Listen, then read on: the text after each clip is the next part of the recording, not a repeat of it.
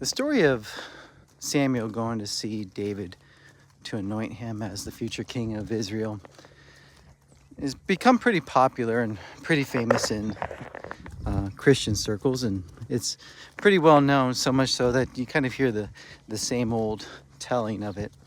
And so I like to kind of offer a different, perhaps, way that it could have went down.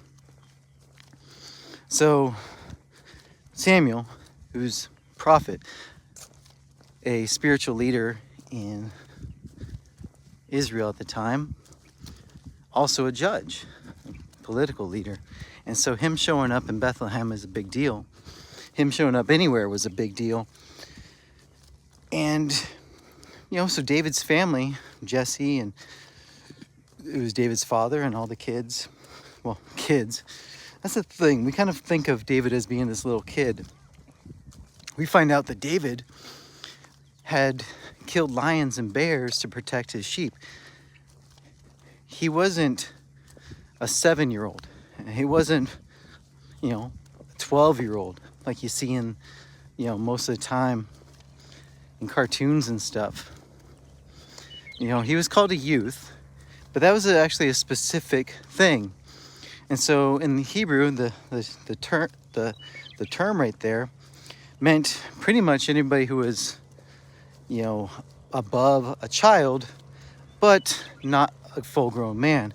And a full-grown man really hit in at 30 in the culture. So obviously David's got older brothers, and so he's a little bit further down the line, but he is a youth, and so capable of killing lions and bears.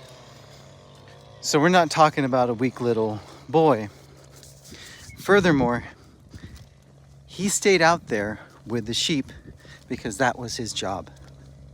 And he was being faithful to do what needed to be done. God was looking for a man after his own heart. He wants somebody who's going to be faithful. Not for looking for the opportunity.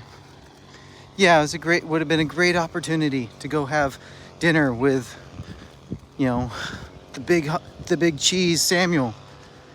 But David was faithful. And so I want, try to keep that in mind when you're looking at this. Maybe next time when you go to read that, think, hey,